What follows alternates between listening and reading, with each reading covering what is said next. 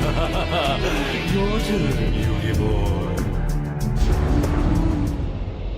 What is up, guys? This is Lintheo coming at you with a deck profile today, a brand new one on the channel, and that is what I have dubbed Hero Clowns. Now, this is a bit of a different deck profile, very much centered around rank 4 Xyz, and yeah, so this is post-Bosch because I feel that it works really well post-Bosch, so without further ado, let's get into it.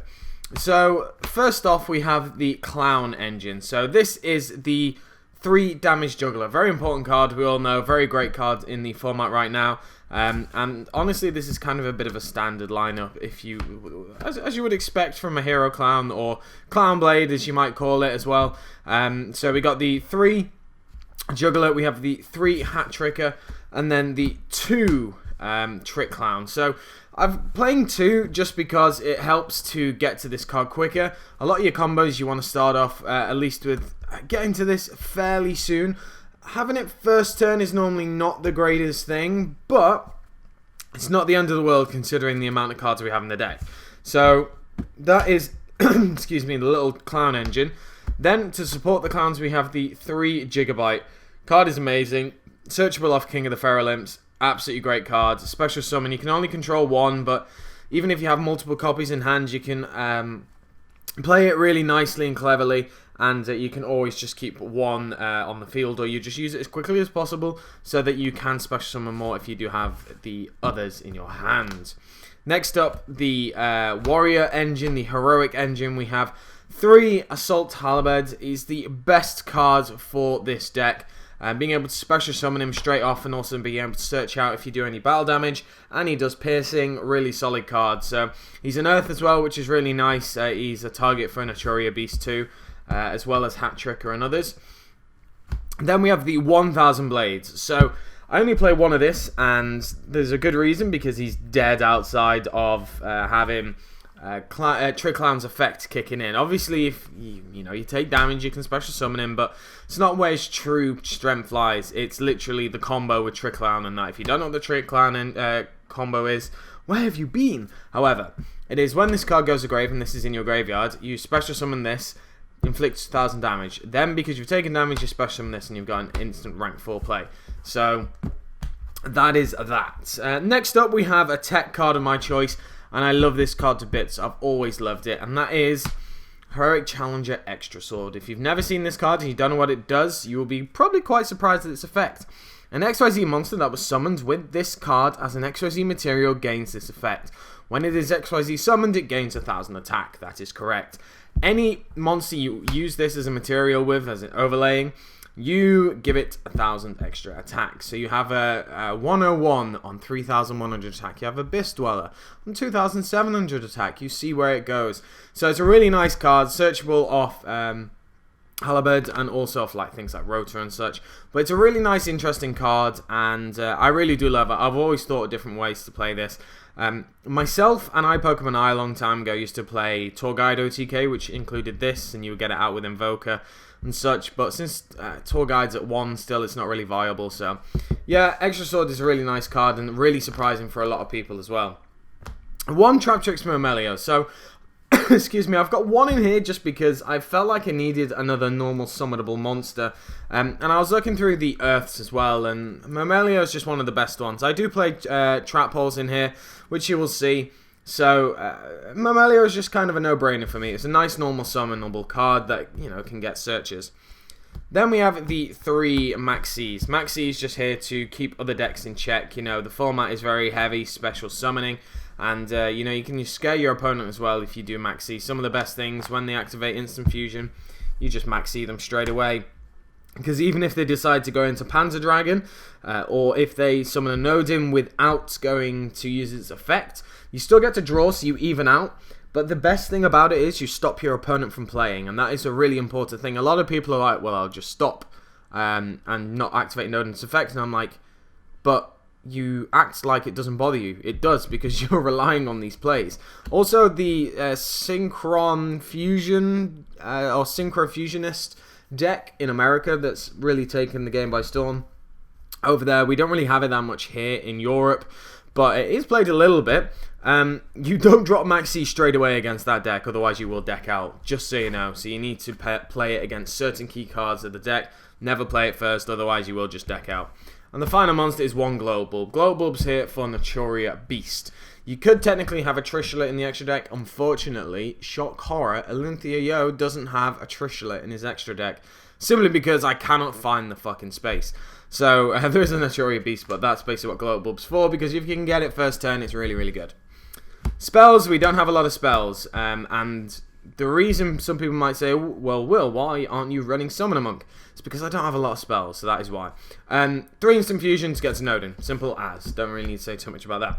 Brand new card, Twin Twister. This card really helps with this deck. Not only does it allow you to clear the back row, it means you can plus off your own effects, so your Trick Clown, your Damage Juggler, and also getting things in the graveyard like the Thousand Blades and such. So, you know, you can just get rid of them, but it's a really great card nonetheless. And then the final 3 are Rota, Raigeki, and Foolish Burial. Don't really say too much about these. They're all pretty self-explanatory, if I'm honest. So, yeah. Next up, the traps. Fairly biggish trap lineup. I think it's about 10. We have, excuse me, 1, 2, 3 Solemn Strike. This card is absolutely insane. Really good card. Pay 1,500 life points to negate the special summon of a monster or the effect. The reason why you run it at 3 in here is, if you can, is simply because of the effect negation as well as the monster negation. There's the special summon negation. So it's a really, really important card for the deck, and it's just great. I do love it, and playing 3 is great.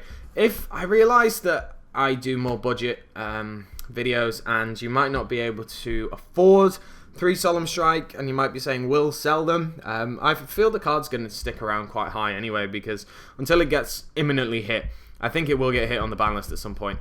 But, you know, just like Solemn Warning and such. But anyway, so Solemn Strike, you can replace these with different things. So this is a 2-in-1 monster summon negation and also effect negation. So you can replace it with things like the breakthrough skills, fiendish chains, anything like that. You know, your standard effect negation. You can replace it with that. So that is just a little bit of advice if you don't want to shell out for the Solemn Strikes. 2 Time Space Trap Hole. Card's really good. Obviously in this format it's pretty good. I know paying a lot of life points is kind of a pain, especially when you're running the Clown Blade engine. However, this card used correctly can win you games, so really important card. Next up we have 2 Anti-Spell Fragrance. You know, Pepe is the best deck of the format basically, so being able to open this and control the duel with the Anti-Spell Fragrance, as you saw I only run like 8 spells I think it is, and some of them I don't need to play straight away, so Anti-Spell Fragrance, very important card. The 1 Solemn Warning, so we have a new Solemn Brigade, you know, card's great.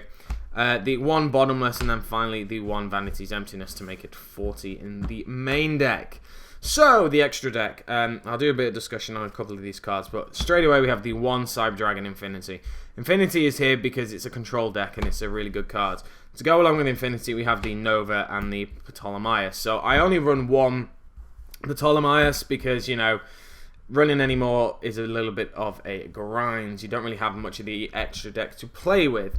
Now, an important thing I want to talk about with Cyber Dragon Infinity is this card is not a good first turn play, in my opinion.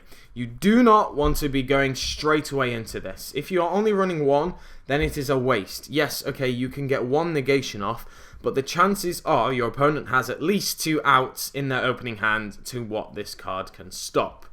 This card, in my opinion, is a very important mid to late game card.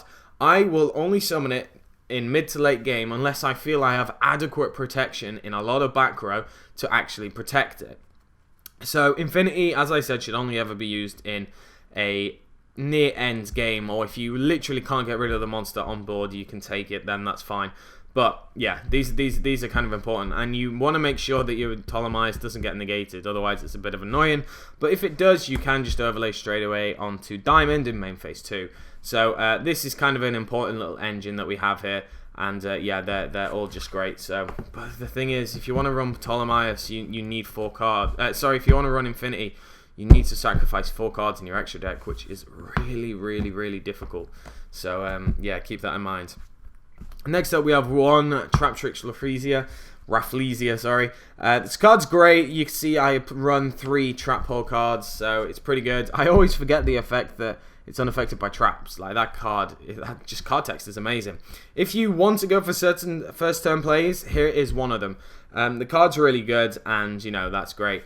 If, for example, I was running Giant Hands, I don't run Giant Hand because I don't own one, but in the coming months I will because it's being reprinted. So, like everyone will.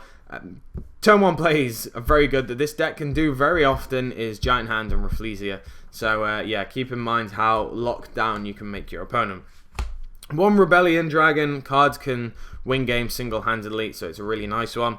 One Silent Honor Arc just to get rid of certain things, and also you could just, if you use Extra Sword, keep it a 3-1 beta that they basically have to destroy 3 times, so, you know, that's something to keep in mind. The 1 Castel, 3k Castel's nice, if I'm honest.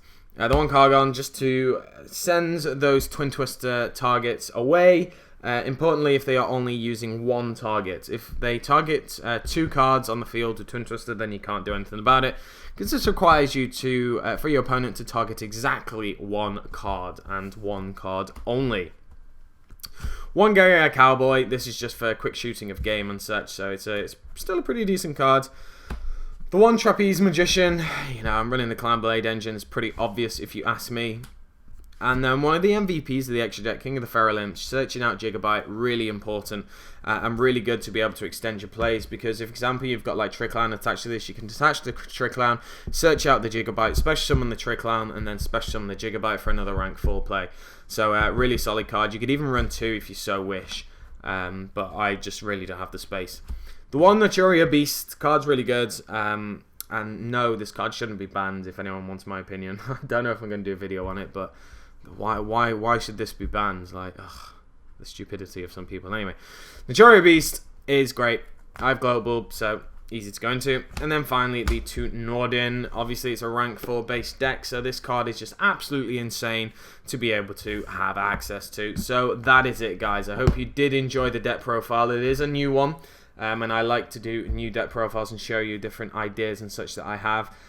This is a really interesting deck. I feel that if I can, because I've done a lot of testing, if I can maybe get my hands on a Giant Hand for Prague, this might be one that I play, if I'm honest, because it's a really quick deck. I really like the way it works, and it's just a bit of fun. So stay tuned, because I have so many more deck ideas that I want to test for Prague, so we'll just have to wait until then. I still have over a month.